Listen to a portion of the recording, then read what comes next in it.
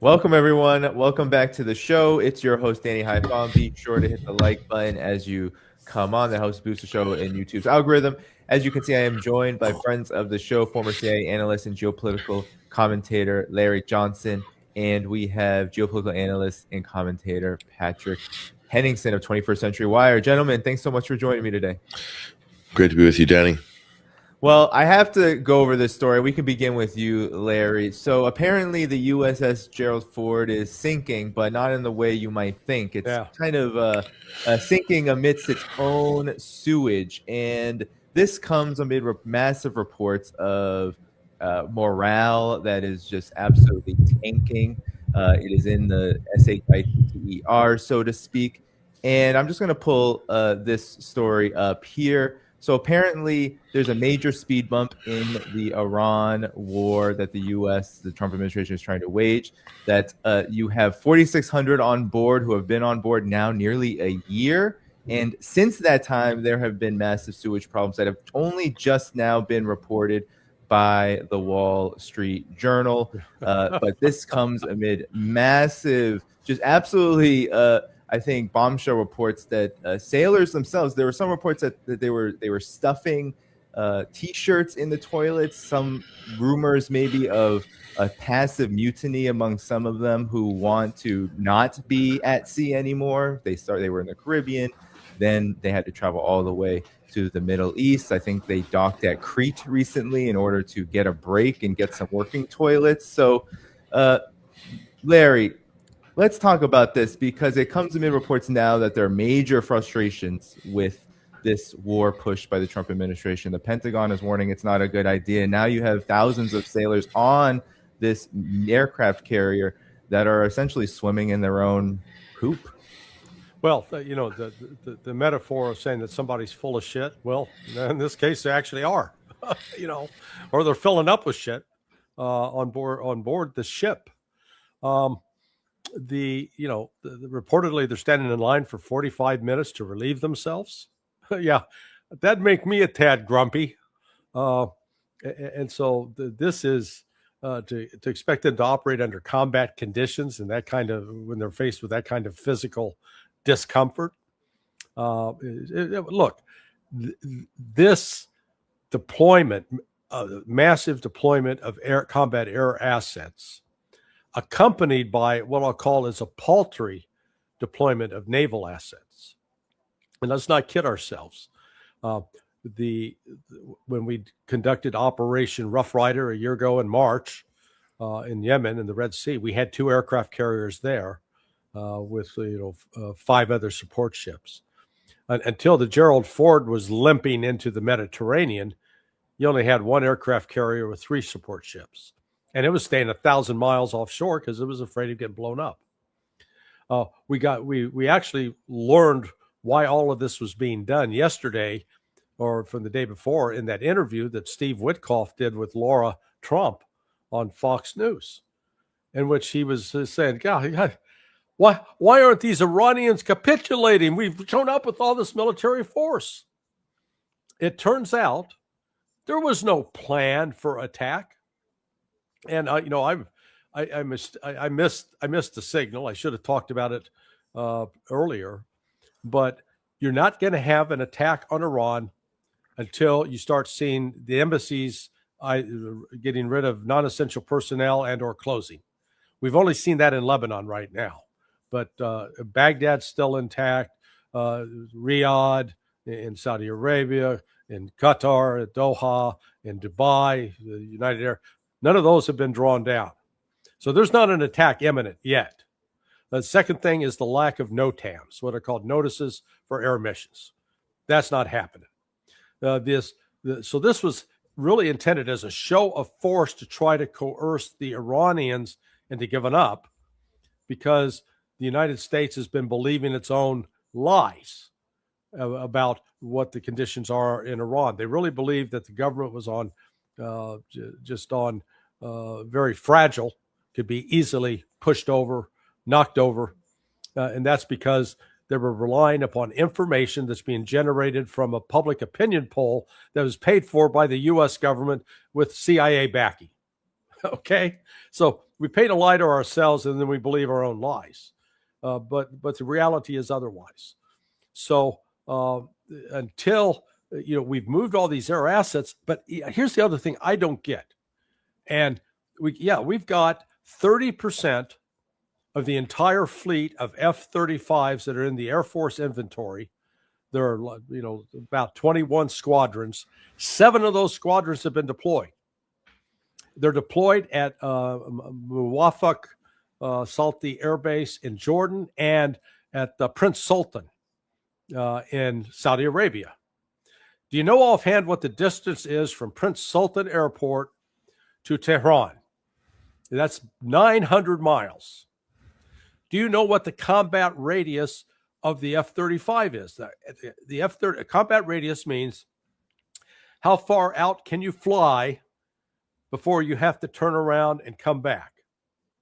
And the answer to that is 300 miles. 300 miles out, 300 miles back. 600-mile combat radius.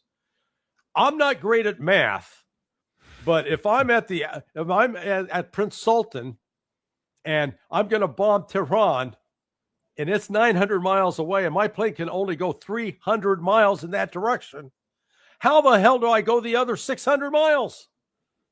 It doesn't make sense.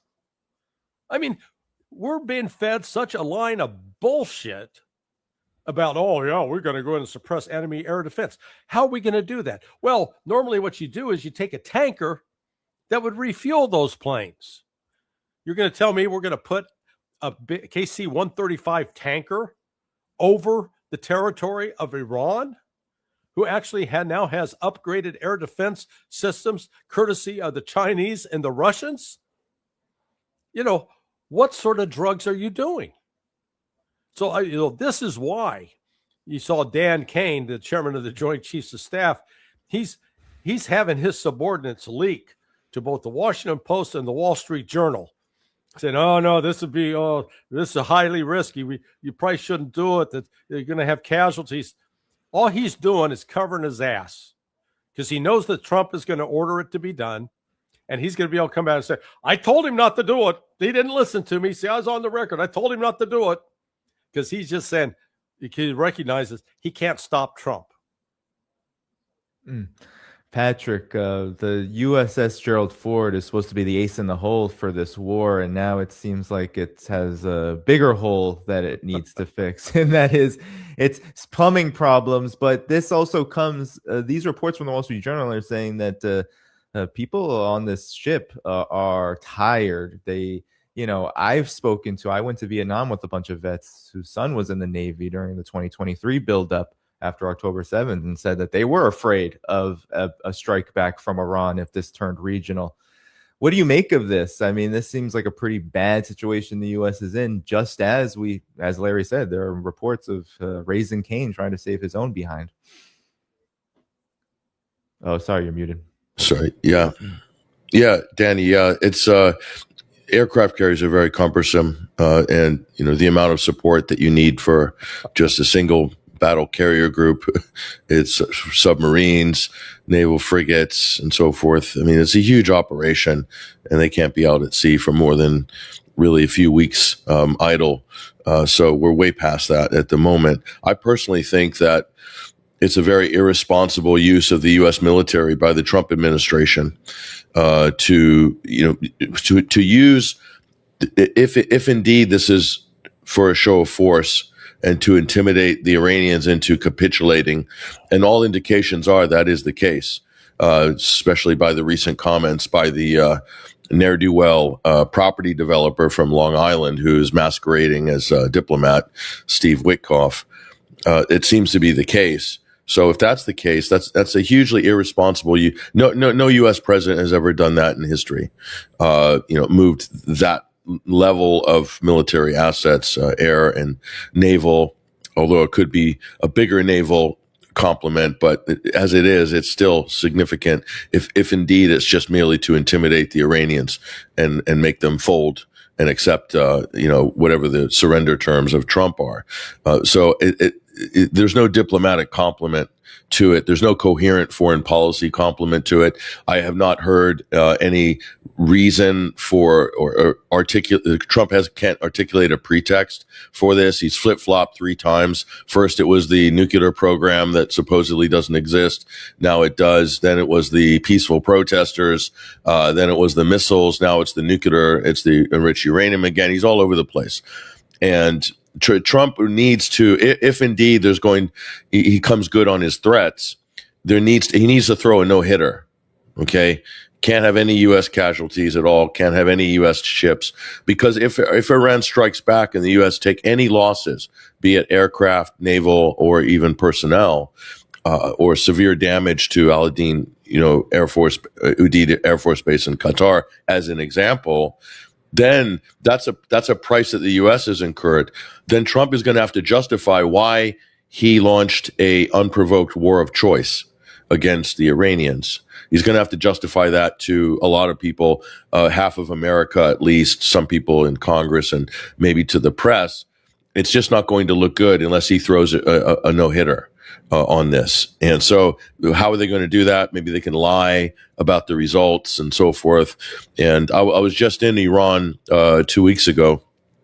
And what I understood from there is, and it's an important point, the Iranians are not afraid of the United States. They are prepared. They believe this is the time where they need to draw a line, and they're not going to get into any symbolic tit for tat controlled. At least that's what was conveyed to myself and other journalists that were there. That they're not going to be drawn into some sort of symbolic exchange, so that it's a win-win for both sides. That's not going to happen. So I think that's fundamentally changed the calculus of the Trump administration, because the gambit that Trump likes to play doesn't involve anybody striking back at the U.S. in any significant way. And Israel will also bear the brunt of any Iranian retaliation as well. So there's a lot of risks involved. Overall, there's a huge amount of risk for escalation by the United States, but there's not a lot of reward. It's very hard to see what the reward is. Where's the upside, as they say in business? It's not clear. So therefore, what is actually going on here? Is this an act of desperation on behalf of the Netanyahu regime to keep that situation in Israel stable? Because they're in a crisis as well, existential crisis. I mean, I can't see how this would end well if Trump doesn't. If he doesn't, and they drag on these negotiations, which the Iranians are under no illusions that these negotiations can be used as a ruse to mount some kind of a sneak attack by the United States and Israel. They're under no illusions. They're prepared for that. But what the U.S. doesn't understand is that the greatest honor in the Islamic Republic of Iran is to die for a good cause. So they have plenty of people willing to martyr themselves to fight the most grave injustice, which is represented by the likes of the U.S. and Israel.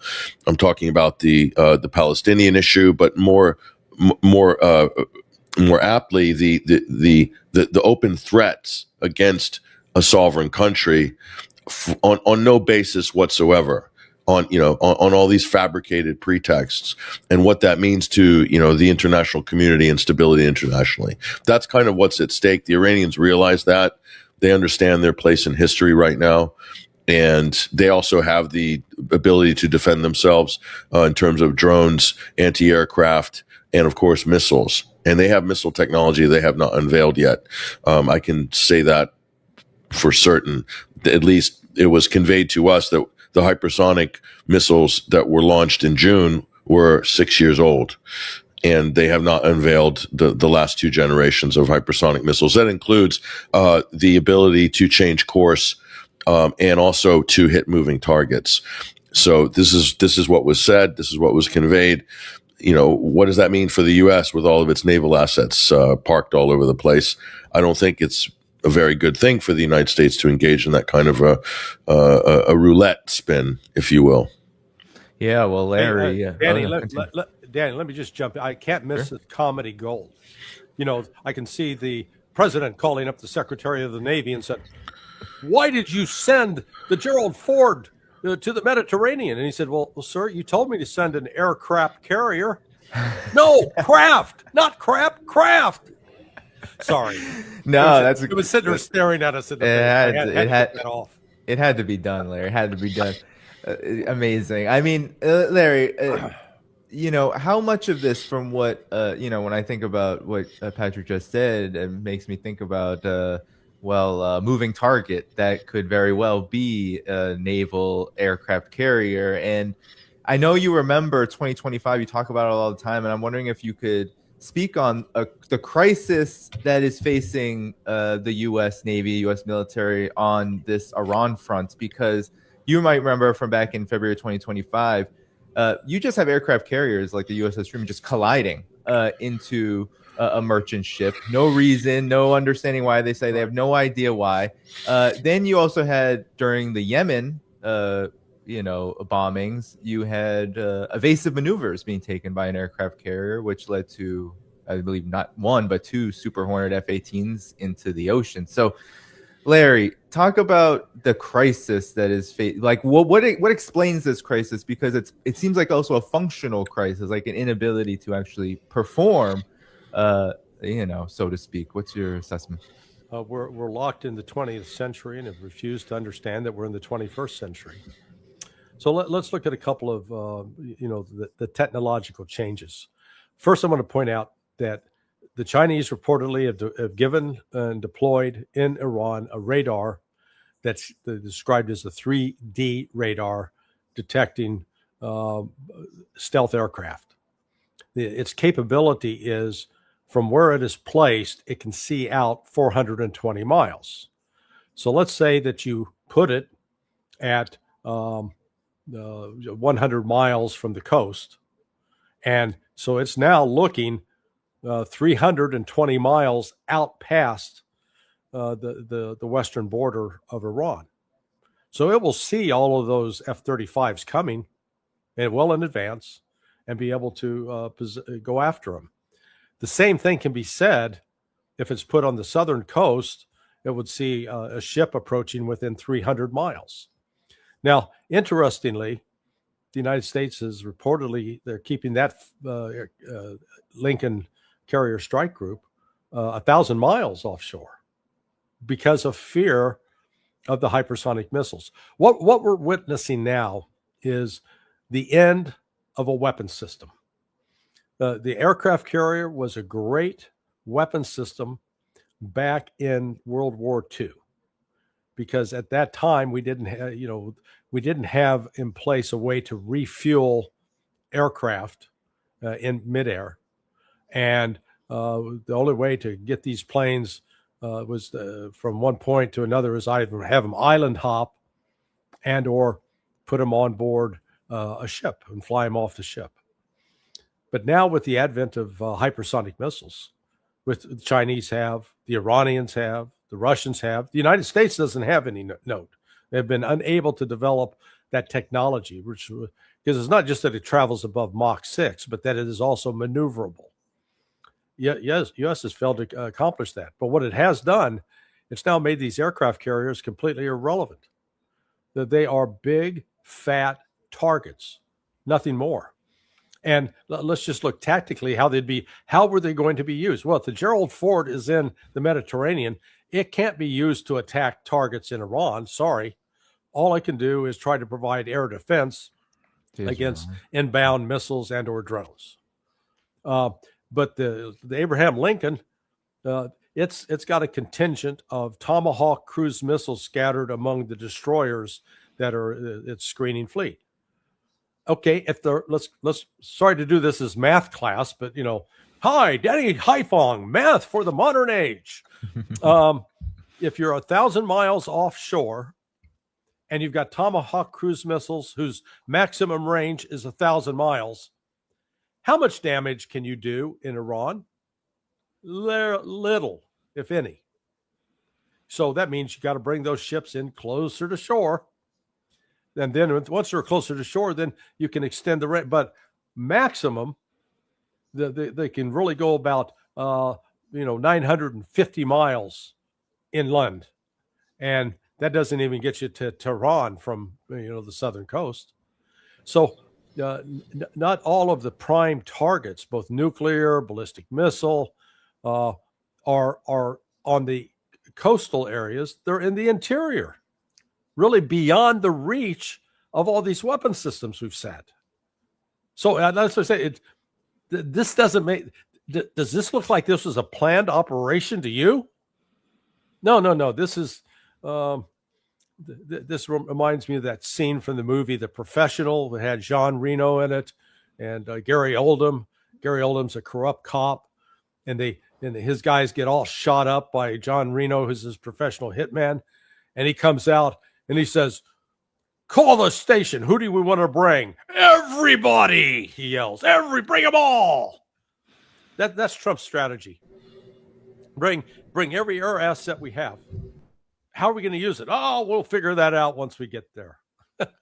Like I said, please explain to me how you employ an F-35 to attack a target that's 900 miles inside, or let's say it's 400 miles inside Iran, when your closest air base is 900 miles away.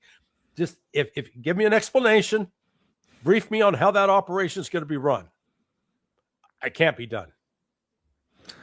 Patrick, if it can't be done, then it seems like the U.S. will have to rely on its assets in the region, which are also quite tenuous and at big risk, I imagine. But what's your reaction to what Larry said and this?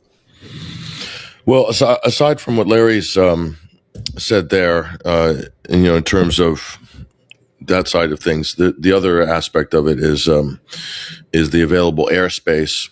Now, Saudi Arabia, Jordan has even said that they won't allow their airspace to be used for an attack on Iran. I'm not sure if I believe that, but anyway, they've said that. And also, Iraq is also an X factor there. The United States is leaning heavily on Iraq right now, meddling in their political system, trying to prevent the ascendancy of Nur al-Maliki to the prime ministership. He's a former leader in Iraq back into politics. Now, the reason is because that issue of Iraqi airspace is very important, and that technically includes Iraqi Kurdistan, which was used as a launching pad for attacks against Iran previously, in the previous attacks by Israel and the U.S.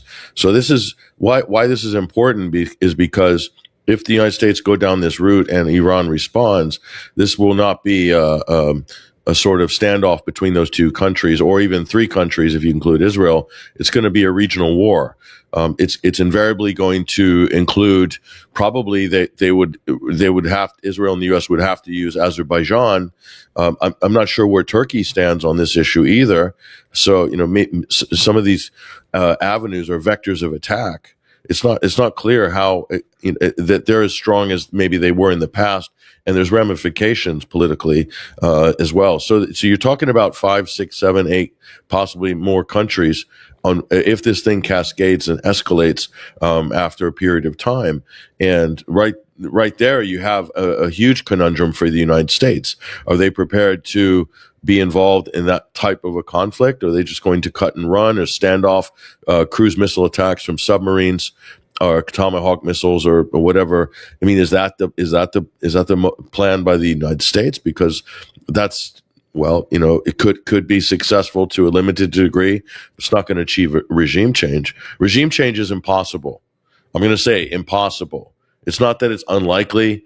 It's not that it'd be difficult. It's impossible. Why? Because the Islamic Republic of Iran and the support for the government, the supreme leader, it's the overwhelming majority of the country. Okay, so any attack on the country is going to galvanize the country. I know that myself because I was at the National Day March and had the biggest turnout that anybody could remember because Iran was under threat. So the Iranians respond with solidarity and galvanizing if they're threatened. That's just a fact. So if the United States decide to escalate, it's not that they're going to achieve regime change or weaken the regime. It's going to be, they're going to strengthen the resolve and the solidarity of the Iranian people and strengthen the quote regime. That's the outcome that's going to happen. There is no zero chance of regime change. Zero chance. What they're going to do is create much stronger resilience, and they're very proud of their government. They're very proud of what they've achieved, even in the face of sanctions, even in the face of all the attacks by Israel and the U.S. and the assassinations of their generals, their nuclear scientists. They're not going to throw it away because of a few threats or even some attacks on infrastructure or assassination of even their highest political leadership. They're not going to throw away the revolution.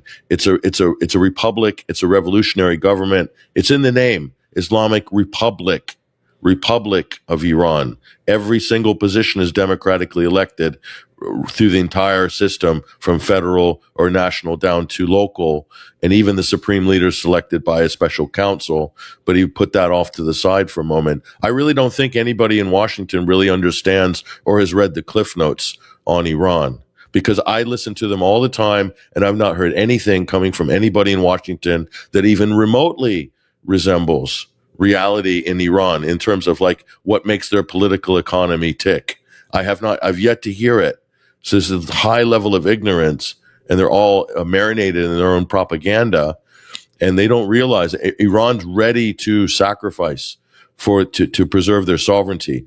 The U.S. is not even willing to sacrifice one soldier because of the political cost that would incur for the Trump administration, or one battleship or one aircraft carrier against Iran. So we'll see what Trump does, but it doesn't look like there's a coherent strategy by Trump. He's really relying on the capitulation of the Iranians. And I agree with Larry's opening statement. The more data points that come in, it does seem like this is the strategy. It's hard to deny this now. So where do we go from here? Is it going to be a lashing out and some act of desperation to save face, some kind of vanity project to save the face of Lindsey, to save the pasty, oily, sweaty brow of Lindsey Graham? Is that where we're going to end up with this situation? I don't know. Yeah, and Larry. So we're looking at a huge. Sorry, you. Sorry. There, yes. Yeah, let me add to what Patrick said there. Sure. How old are you, if you don't mind me asking? Who? Me? Danny. I know how. 35. Huh? Okay. 35. So you were only 10 years old when 9/11 happened. And you may or may not remember the kind of political divide that existed in the United States prior to that attack. And, I'm not going to get into all the, who actually did it and was it, let's just, keep that aside. The effect in the United States was to break down those divisions. For a brief moment, the United States was united until George W. Bush figured a way to piss it all away. The same thing happened in Iran last June. Because remember, let's take Professor Morandi, who you've talked to before. He fought in that war that the last time Iran was attacked and faced an outside threat that they had to fight was 1980 to 89 with Saddam Hussein, backed by the United States. And that war experience it galvanized that generation of Iranians. Well, until last June, if you were 50 years of age, you really had no memory of that period. It's like listening to your grandfather tell war stories. June 13th, all of a sudden, a surprise attack out of the blue, and the murder of men, women, and children by Israel with the help of the United States, and then the United States helping carry out further attacks. That had the same effect in Iran. That's exactly what Patrick was talking about. And all of a sudden, they came together in a way they never had before. And I got reinforcement. It's anecdotal evidence, but I think it's solid anecdotal evidence from Nima. Nima Al-Rashid. Nima just went back after a 12-year absence. He hadn't been back to Iran in 12 years, and he just spent a month and a half there. And he was blown away in a positive way by the unity, how they'd come together. Exactly what what Patrick said. So it's just, Patrick is not some tool of the Ayatollah. He's not being paid to pander. He's given good, honest reporting as is his hallmark. I'm glad that Patrick has ears and eyes and is able to bring that here. It's something that isn't being factored in, Larry. That's for sure. Another issue I think that isn't really being factored in, and maybe we can stay on you, Larry, to begin, is how Iran has been receiving pretty robust assistance from its friends in the East, Russia and China. And let's just focus on China for a second. And Larry, you can comment on the whole picture here. But it's being reported in Reuters, this is I-24, piggybacking off the story, that China may be shipping anti-ship missiles to Iran, which they say follows a so-called secret $500 million deal with Russia to purchase thousands of advanced shoulder-fired missiles. And then there's also the story that has been making somewhat of the rounds that China has been supplying Iran with radars, surveillance technology to track U.S. stealth aircraft.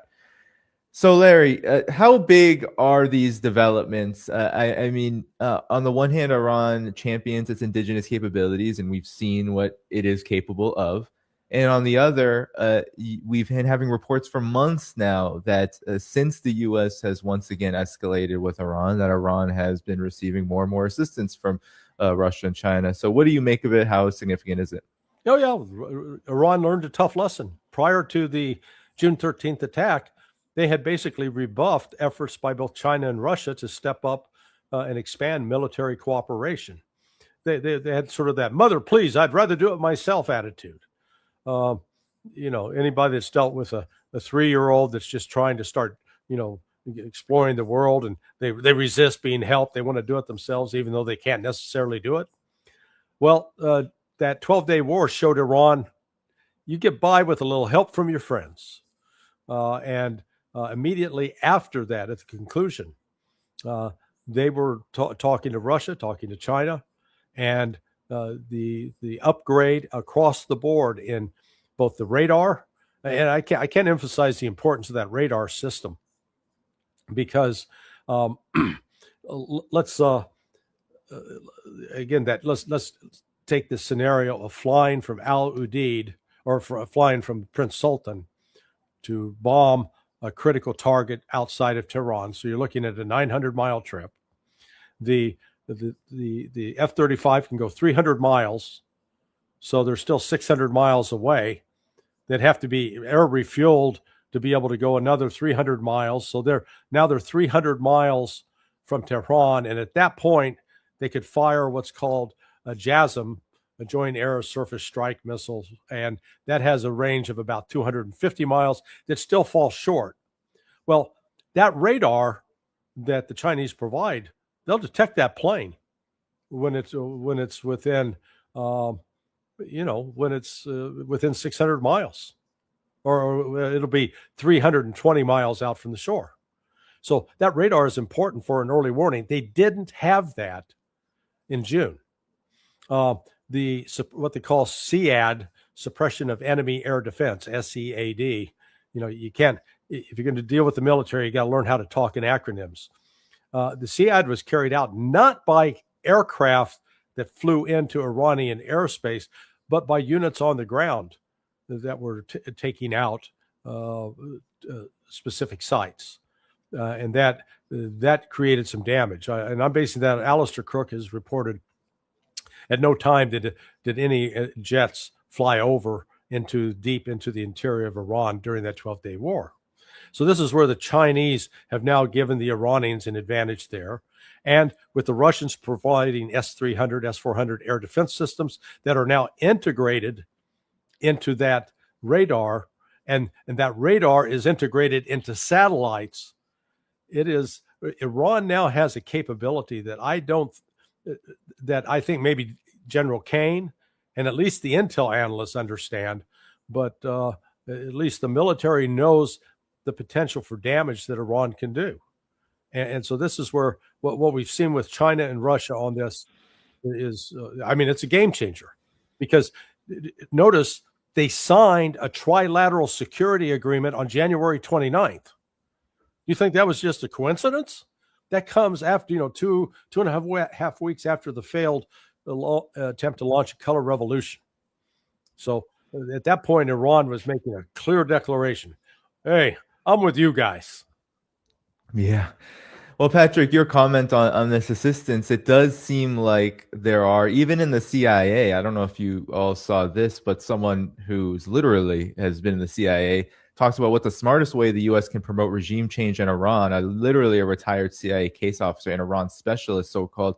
And his whole claim is don't militarily attack Iran, support whatever's inside Iran to overthrow the government, because that's going to be more effective. Seems like there's a lot of fear, even in intel, about what could happen here. And so talk about what the significance of China and Russia's support has been, and maybe how it factors into this. CIA's assets and knowledge on the ground is probably not great in Iran. Maybe it was before. I had the distinct pleasure as a U.S. taxpayer to inspect the CIA skiff rooms at the former U.S. Embassy in Tehran, which they've rebranded to the Den of Espionage. So the Iranians are the master trollers, masters of memes. And so I managed to see all the shredded documents all put back together. If they had internet back then, they would have all been dumped online, like the Epstein files. But so I think that I think personally it's a little bit wishful thinking to think that keeping sanctions on and strangling the country and continuously threatening Iran is going to promote regime change at this point. So on the military side, back to that point, I did get the distinct, and I did inquire a lot about China and Russia assistance there, and it didn't seem like they were desperate, or they're prepared to basically fight on their own and go it alone. Obviously, any assistance that they get, I'm sure it's welcome, provided they can integrate it into the systems they have. But Iran has a bona fide space program. They have multi-stage rockets. I saw a demonstration of their satellite painting targets around the Persian Gulf. They have their own proprietary algorithms. They have their own proprietary GPS equivalents, which they can also interface with the Chinese Baidu systems as well. They're very advanced in terms of communications and jamming and intercept electronic warfare. I saw the U.S. drone. I ran my hands over the wing of the U.S. drone that was downed, I believe, under Barack Obama's administration in mint condition. They intercepted the uplink and captured it, and then took control of the U.S. drone. They've done that twice.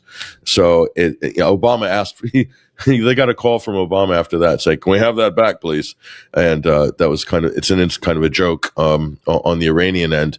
But so to think that they are capable in terms of drones and various types of drones. They have all sorts of different versions of Shahed drones, many different versions of cruise missiles, the Pave cruise missile. They have something equivalent to a U.S. Tomahawk. And in terms of missiles, they have such a wide array. And again, this is coordinated with proprietary satellite capabilities as well. And so they have basically everything they need in their array to defend themselves.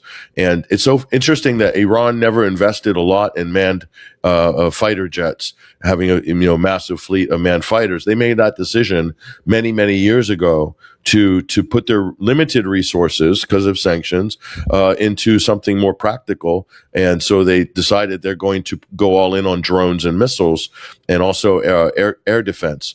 And I think this investment and this foresight on the part of the Iranians, I think it's been a good strategy considering the limited resources they have. And so much so, if you think about it, the British made a statement how true it is remains to be seen, but that they won't allow the facilities in Diego Garcia to be used to launch an attack on Iran. Why? Because they know full well, the British know that Iran have the capability in terms of intermediate range missiles to hit those facilities if they're being implicated in a war of aggression against them. So the British know this. This is why they've issued that statement. And it's not only because of Diego Garcia and the Chagos Islands, it's because of Cyprus, because Cyprus will be absolutely pivotal. The U.S. and the British bases there, RAF Akrotiri, that will be pivotal for providing a safe haven for Israeli F-35s should Nevatim and other facilities come under attack. It's also an escape hatch for the Israeli political elites as well. And that's going to be on the table. Article 5 doesn't mean anything NATO-wise. Cyprus is a NATO country. If Iran decides to attack Cyprus, it's neither here nor there because the U.S. has already launched an unprovoked war of choice against Iran. So to think that there's going to be some Article 5 case and the entirety of NATO is going to pile in on Iran, I don't think that's going to happen because, again, to my initial point, U.S. this is all instigated by the United States and Israel. They are the instigators in this conflict. This is a, quote, war of choice. This is an unprovoked, undeclared war of aggression. It's in violation of every single international law and convention, and it's against the U.S. It's against U.S. law as well. So Cyprus will become a collateral damage if they decide to go forward. And the last thing I'll say, that there's a huge risk the longer our U.S. naval assets are loitering, the higher there's a risk of a false flag attack. That is not a hyperbolic statement. We're talking about Israel. They have form in this regard.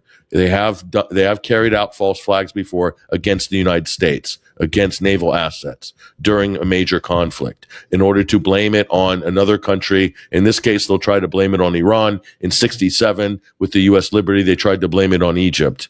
They will do Israel if they're desperate enough and Trump's not moving quick enough. Let me tell you, that's a huge risk, and I would not discount that.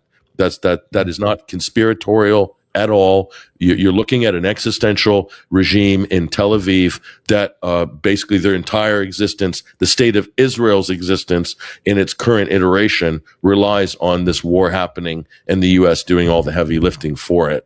So I just wanted to put that out there as a point that people need to consider. Yeah, no, it's good.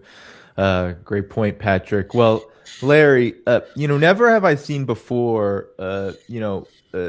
in conjunction with these warnings from Raising Cane, and there's so many. There actually was a mass. I'll put it up here. Never have I seen this before. So we have massive warnings all over the Western mainstream media now after all of this build to pull back. But never have I seen, Larry, at the same time there also be concerns about major assistance from Russia, from China. At the same time, oftentimes the Western mainstream media, shoos it off and says it's nothing. Now it seems like from whatever the chatter on social media is, and even in the Western mainstream media, these two things are going together: concern about the war and concern about this assistance. How much of a factor do you think? Even there's naval assets. There were Russian naval assets just there as the U.S. was preparing for attack. Major problems that could arise. What do you make of this correlation here? Well, let's be clear that the presence of Russian and Chinese naval assets in that area, that was pre-planned, going back 12, 18 months. This is the three countries have conducted annual joint naval military exercises since February, March of 2019. So this was actually the 8th time that they've done this. So that shouldn't be a surprise, but it took on added importance because of what the United States was trying to do in the region. Until January 29th, with the signing of that trilateral security agreement, the prospects for actual Russian and Chinese intervention militarily on behalf of Iran was pretty low. I'd say it's gone up substantially. There's a growing recognition that the United States is out of control. We've openly said we do not respect international law, and as such, we're not going to abide by it. And I think the Chinese and Russians are finally going, okay, yeah, apparently they mean that. Previously, people keep forgetting that in 2015, when the JCPOA was negotiated and concluded, Russia and China at that time were willing to cooperate with the West in imposing economic sanctions on Iran. That's gone. That's done now. So that's why I say right now, Iran is the strongest it's ever been militarily, and it's starting to come out of the darkness of the economic jail that it's been in for the last 25 years. So this is the United States doesn't have a clear strategy. Trump went all in, betting that he could intimidate Iran, not properly understanding the influence of Russia and China, and now he's left himself with he either has to back down and admit the weakness of the United States, which frankly is what he should do, but he's not going to do that. He's been toying with this idea of, quote, limited strikes. Iran doesn't care whether it's limited or broad-based. If you strike Iran, they're going to punch back, and they're not going to stop until they effectively force the United States to surrender. Now think about that, because the United States thinks we're the ones who are going to be calling the shots. What happens to us when our air defense systems, the Patriot missile batteries, run out of missiles and we don't have any more to supply them? Not that they're going to be that effective anyway. What do we do when the defense missile systems on board the destroyers are out and there's nothing left to resupply? What do we do? We're not about to send troops. It took us close to a year to mobilize and move forces into Saudi Arabia and Kuwait that were used to invade Iraq back in 2003. We no longer live in an era where we've got the luxury of moving troops on troop transport ships and airplanes without the Russians and Chinese monitoring every step of it. So, like I said, the world has fundamentally changed, but the United States is still playing by rules that are more in line with 20th century capabilities, haven't caught up to the 21st century. Yeah, and Patrick, with those naval drills that Larry, helped clarify too, the U.S. was about to strike Iran while those annual exercises were happening, which, and they were happening close in the Strait of Hormuz. There seems to be a massive underestimation, not just of Iran here, but also of its openness to the world and its, and how its biggest friends are assisting it. It's on that front, just that China's deployment of signals and communications ship, those types of vessels. I mean, if the U.S. is going into operational mode, then they're exposing a lot of their electronic and military profile by having Russia and China present in the near vicinity. I mean, that's also, I think, a strategic liability for the U.S. I mean, have they thought these things through? Because all these things do matter. So that's just one example there. And to Larry's point, Iran has the volume of drones to overwhelm any U.S. ships and empty out their arsenal and their supplies in a very short space of time. And then they can follow up with a second wave of cruise missiles. Just to give you an idea, for the U.S. to produce one Tomahawk cruise missile, it costs between $1 and $2 million U.S. dollars each. The equivalent cruise missile for the Iranians to produce is by orders of magnitude less, probably something along the cost of a Ferrari, or maybe $50,000 or something like that. It's literally a fraction of the cost that comparably it performs the same function. So this is Iran on their home turf. They have huge advantages in terms of resourcing, strategic depth, being able to deploy, being able to maneuver and reposition. The United States the United States has overwhelming firepower. There's no doubt about that. But to think that they're going to do this and carry this out and remain unscathed through the process, I don't think that's a reasonable assumption on the American part. Maybe you starting to see some military people that are articulating that. In terms of the other countries that have also expressed concern about this, Pakistan being extremely important in this regard. So whether Pakistan and to what degree they could assist Iran, they can assist them on a number of fronts. So in terms of intelligence, in terms of signals intelligence, lots of different things.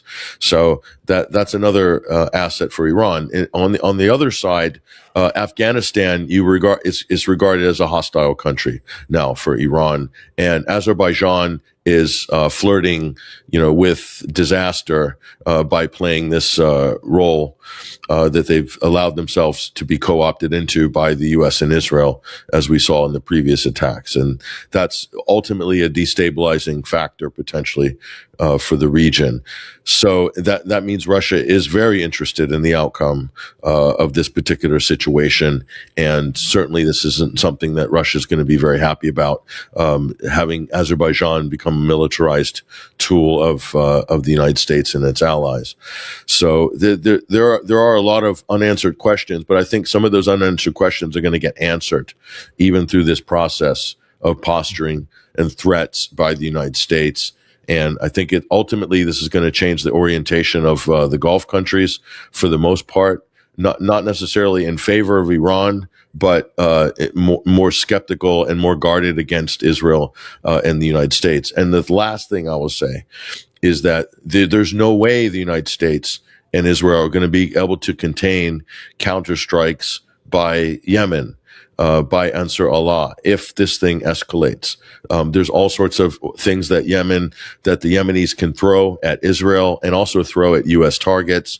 And the U.S. already declared war against Yemen, so Yemen reserves the right to retaliate at any time infinitum against the United States for what they've done to Yemen over the last 12 months. So there's that, plus the Hashd al-Shabi in Iraq as an example. And also we can't discount Hezbollah. If this escalates and Israel becomes involved, then invariably it's possible that Hezbollah could become involved as well, as they have nothing to lose, and they could provide an irritant for Israel. And the defense of Israel is very delicate, and it relies on total coordination with the United States on every single conceivable level. So it's a delicate balance that the U.S. and Israel are trying to orchestrate here. Larry, I know you got only a couple minutes, so your final comments on this before we say bye-bye. Yeah, no, there's just a gross, Patrick said it best earlier, the gross ignorance in the policymaking circles about Iran, all predicated on a number of assumptions that have basically been, we've created ourselves, a narrative that is not based in reality. Like, as I pointed it out, the big lie about Iran being the major sponsor of terrorism. In fact, Danny, what I appreciate, I published on Countercurrents yesterday. I've got a new video out, just me explaining what the three big lies are about Iran. Number one, that they're the number one sponsor of terrorism in the world. Absolutely not true. That Hamas and Hezbollah are major actors on the terrorist front. Not true. And third, that the majority of the Iranian population wants to get rid of the Islamic Republic. Not true. But we keep telling those lies to ourselves. Yeah. And as a consequence of that, we make policy choices that ultimately, when all is said and done, is going to damage us severely and hurt us. I'm sorry I got to bail. I'm always happy to be with my friend Patrick. Yeah, he's great. He's the intrepid reporter going everywhere that's dangerous. or not dangerous, but at least telling the truth. So thanks for all you do, Patrick. Yeah. Larry, sorry, Patrick. Say that again. You were muted. No, it's all right. Thank you, Larry, and definitely share that article with me on the back channels. I will share that across my social media. So that I'd look forward to reading that. All right, man. Yeah. Great. All right. Great. We'll be in touch, Bye-bye. Larry. See you soon. Bye. All right, Patrick. So in our final minutes or so, maybe we can talk about your thoughts. I mean, you were just in Iran, and I'm wondering, if you could talk about what you learned, not just about Iran, but maybe the entire picture, because I know you are considering this coming war on Iran, which it is coming. No matter when it happens, it is coming. Within a larger global context of massive changes happening, as well as the domestic U.S. situation, which last time I checked, the Trump administration is polling at somewhere in the worst in the U.S.'s history of presidencies. So, Patrick. Yeah, this strategy, or lack thereof, whatever you want to call it, of this Trump administration, this sort of smash and grab type of foreign policy, intimidation, just running a protection racket, international gangsterism, it can work to a certain degree, and they can sort of tout a win, if you will, in Venezuela by snatching and grabbing their president, and bringing him to New York for a kangaroo Stalin trial. I mean, they can say that's a win, stealing oil and being proud of stealing people's oil, and imposing a military blockade on Cuba. Cuba has never done anything to the United States other than embarrass it, 75 years ago or whatever, 60 years ago, with the Bay of Pigs and the Castro's revolution. So Cuba hasn't done anything, but the United States feels it is justified, this Trump administration, in imposing collective punishment on the people of Cuba, even if that means many people will die. They feel justified in that sense. And so this is the way that they're going to be, doing business, apparently. And they don't have any problem basically reneging and flip-flopping on negotiations for the last 12 months with the Russians over Ukraine. And they got no problem with completely driving the whole Gaza negotiations into the dirt and, arming and backing an ongoing genocide with Israel against the native Palestinian population. So they seem to be quite proud and quite capable of just steamrolling through all of these different situations. And if you look at it, this situation, however, is different. Why is this situation different? Well, if you look at the Ukraine conflict, that's a proxy war. So it's very easy, good cop, bad cop, provide the weapons, the cash, the clout, the intelligence, the ISR to Ukraine to attack Russia.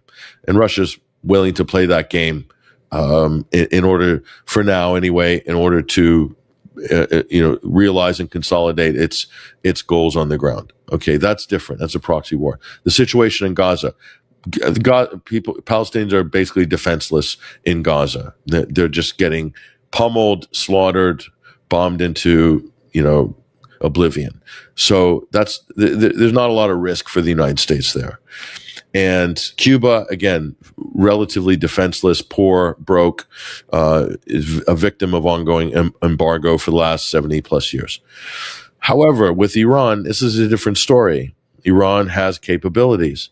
They have capabilities to hit back and do damage to the U.S. in the Middle East. So this is a completely different situation. And this is where Trump might get, I consider all of these things I just mentioned as losses. I consider them losses for the United States, Venezuela, Cuba, Ukraine, Gaza. They're losses for the U.S. because with those situations, you see the complete sapping and evaporation of U.S. credibility and authority internationally. That's a huge knock to U.S. power internationally. U.S.'s power is predicated on its ability to win trust of its allies and even its enemies, and that's where real power comes from in the international system. If indeed we have an international system, which is being called into question now, and for the reason of the United States eschewing and abandoning those principles I just mentioned. But with Iran, this is a country that actually has the ability to hit back. So the United States, there's limitations. It's now run up against the limitation of a potential strike back. And this has always been a problem for the modern United States military. They have not. I don't even count Vietnam, because that was more or less an anti-insurgency type guerrilla war, whereby the United States had a long-term occupation in there, similar to Afghanistan. It's not really a war, a conventional war, but almost every other occasion, the United States is basically steamrolled and a cakewalked in to get whatever they want from whoever they want, and then run it as some major sort of gallant victory across their media, and it becomes part of the U.S. living memory of military lore at that point.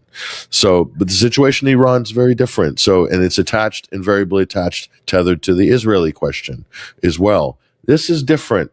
We're reaching an inflection point at the moment in terms of U.S. imperialism. We really are reaching that inflection point. How this is going to go and what it's going to result in terms of the U.S.'s ability to project power, especially into West Asia, but maybe even into the Pacific, is all hinging on how this situation goes. And I just find that interesting that those pundits, Danny, when you put that article up, the leading pundit, in that think piece in the Washington Post, I think, about how a military confrontation with Iran is not the way to regime change. That becomes a school of thought that's a result of, I think, just practical considerations about a lot of the stuff that we've been talking about today. So yeah, it's interesting. I think the punditry class may catch up very quickly on this, because the longer this lingers, this thing, and this is really going to cut into the credibility of Trump, even as a hawk, as a kind of warmongering president, and the taco talking point starts emerging at that point. So I don't know, I can't see anything positive in the short term for the U.S. on this. I can't see anything positive at all. And that's a hell of a position for the U.S., being so powerful and so overwhelmingly well equipped to be in a position where they don't even have a short-term upside in this situation. That's incredible, actually. It is incredible. And, with the $13 billion USS Gerald Ford alone, just absolutely awash in its own excrement. I mean, that it really is a symbol of where U.S. imperialism, the U.S. empire is. And in that piece from the CIA, I'll just make sure people know that this is from Mark Fowler, who was a case officer in the CIA and was a so-called Iran specialist. I'll just go here. This is exactly what, not even limited strikes. Washington should step back from leading with military strikes on nuclear facilities, which many would say in the hawkish foreign policy press is limited.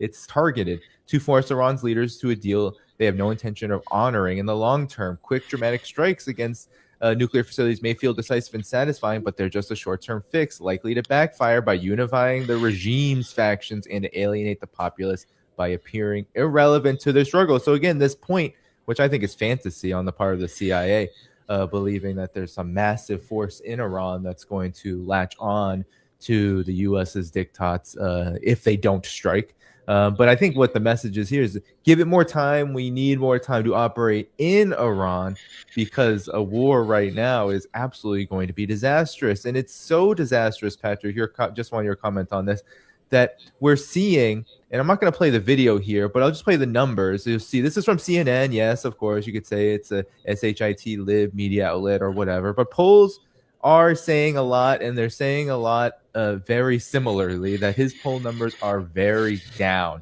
Negative 27-point approval at this point in his administration. And this is the shocking one, independence. He was already negative 13 as of February 2025, now negative 47. I mean, and this is coming in the midst of this Iran escalation, and I think the two are related in some respects, at least. But Your comments, Patrick? Yeah, that's pretty shocking looking at those polls. Trump has already lost his base. He's lost the independents.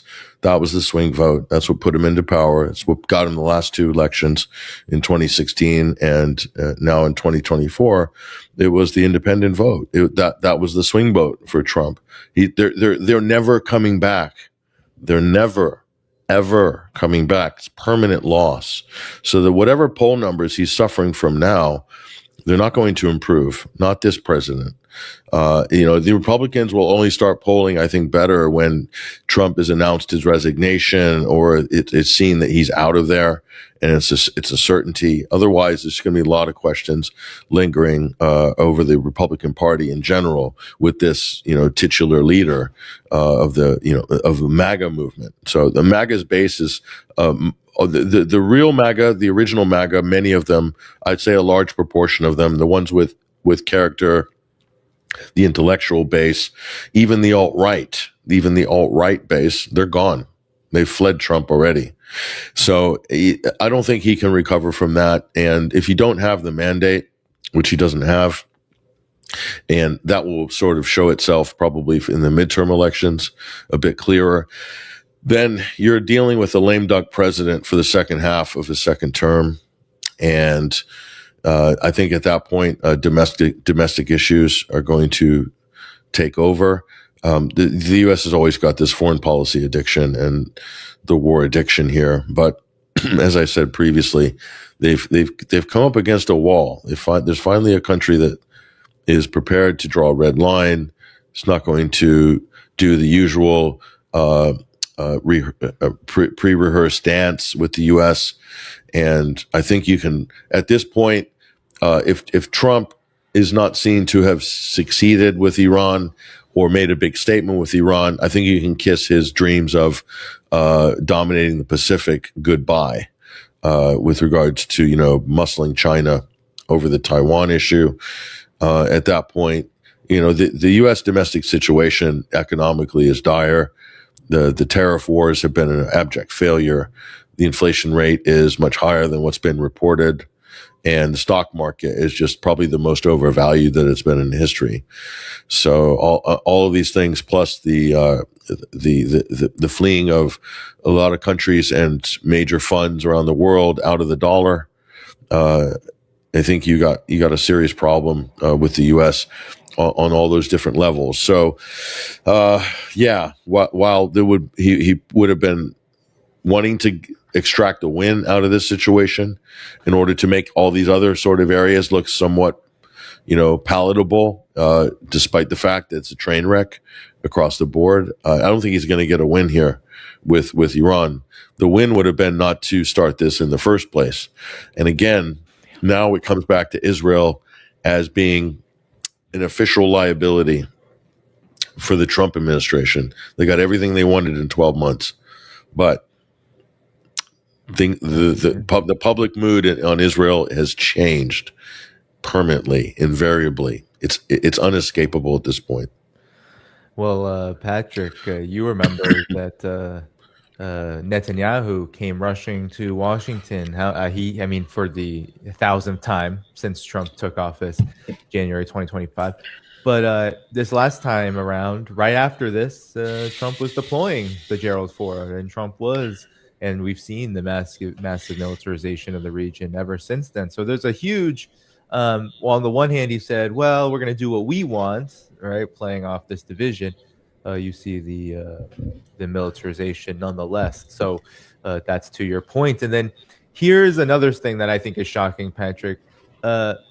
Iran has never been really a popular country in the United States. And I would say that's been true until the 12-Day War. And I think views on Iran have, of course, changed since then. But this is a shocking number. Only 20% of U.S. adults support Trump's war on Iran, according to a new poll by the University of Maryland Critical Issues Department. And this was released on February 15th. It revealed that just 21% of adults in the U.S. support President Trump's plan of war against Iran. 49% of U.S. residents oppose it, and then the rest are either don't know, don't care. So I mean, this is this is a big deal. Not only is the Trump administration facing all kinds of limits now being warned to or sent to Trump in warnings by the Pentagon, but there's also the people factor. When the last time the U.S. went full scale militarily during the war on terror, there was unfortunately popular support for that. That hasn't been the case since then, and we haven't seen the same kind of wars ever since then. There's not, they can't make that clear case against Iran.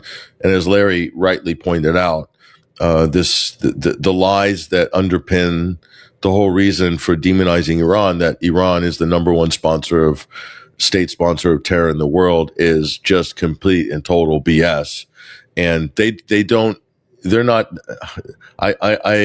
I can't see where they are sponsoring any terror in the world. The United States sponsors the MEK, which is a terrorist group, which is deployed against Iran. Okay, they're based in Albania. That's a U.S.-backed terrorist organization. The United States has been caught trafficking weapons to Al-Qaeda en masse in Syria and in Iraq, and caches magically appearing into the hands of ISIS. And the list goes on and on. I don't know where we can stop listing all of these other insurgent and terrorist groups. So the U.S. is the number one state sponsor of terror on the planet, on this planet. So it's financed in the past by the Gulf states. The U.S. procures the weapons. They direct the strategy. Israel is also involved in the strategy room for the deployment of these forces. Syria is obviously the greatest example of this. But what our governments do in the West, in the U.S. and Britain and their allies, and Israel at the behest of the Israel lobby, by the way, because that's the major factor in terms of accelerating the, quote, proscription of terrorist groups. So anybody that opposes Israel, as if you haven't noticed, gets, quote, proscribed as a terrorist organization in the West. So therefore, it cuts off any chance of political dialogue. They label the political wing of Hezbollah in Lebanon, which is in the government, as terrorist, and same with Hamas. So that you not only can't have dialogue, not only is negotiations difficult, but showing any sympathy or any sort of opening up any political dialogue could get you as a diplomat or some kind of international peace negotiator or various other organizations, stakeholder organizations. It keeps them away from these people, so isolates them. So this is a tactic. So an armed liberation struggle, as recognized by the United Nations under international law, of which every country, especially countries and people under occupations, have a right to, and that includes those in Palestine and Gaza and also in South Lebanon, okay, that there is armed liberation struggle or a well-regulated militia to defend your borders, and to South Lebanon's getting carpet bombed by the Israelis. And there's no condemnation from the international community because they've already done the prerequisite at the behest of the Israel lobby in the UK, in Europe, and in the US and Canada and Australia, across the European Anglosphere, of labeling them terrorist. Therefore, you don't need to advocate for the people who are getting bombed in South Lebanon or Gaza or anywhere else where they extend this. That's such an important part of this whole picture, because that's how these things are able to persist. And it's done so through legalese. It's done so through our courts and through statutory instruments from our various governments. And Israel is the driving force. The Israeli lobby in the West is the driving force behind all of those, quote, proscriptions. So, and this is I can't underline what a problem this is. And it gives Israel license to kill en masse, period. That's the end result. The end result is that, of that political process of labeling armed liberation struggles and militias as terrorists. The end result is genocide, full stop, and no due process for anybody advocating for them anywhere within the Euro Anglo American sphere around the world. So, if we didn't have that, it'd probably be much easier to politically mobilize in the West to kind of curtail some of these situations. But as it stands, that political aspect of it is hugely consequential. Hugely consequential. Yeah. Yeah, well, great points, Patrick. And I couldn't have said it better, especially in regards to the liberation struggles in the region, which Israel is no doubt, even if the Iran war fails, the U.S.'s Iran war, U.S.-Israeli-led Iran war fails, they're already using it as an excuse to continue this narrative of, well, we're going to pound them. We're going to pound these liberation movements into the ground and use Iran as an excuse. And that's part of this whole process. I'll even add the IRGC into that. The European Union. European Union made them into a terrorist group. Yeah, that's the standing army of the Islamic Republic of Iran is now a terrorist group. They haven't carried out any terrorist attacks against Europe or anybody, but they've been labeled a terrorist group. So it's again, and who are they opposing? Israel, effectively. So anybody who fights back or opposes Israeli aggression is a terrorist. Let's just call it simply. That's what it is. Yeah. Well, on that note, Patrick, I think we can head out now. Everybody hit the like button before you go. That helps keep boosting the conversation even after we are done here. In the video description, you can find Patrick's work, both his YouTube channel, 21st Century Wire, and his Substack. You can also find Larry's Countercurrents YouTube channel there as well, who was here with us earlier. And, of course, all the places to support this work, Patreon, Substack, and much more for this channel. Patrick, am I forgetting anything?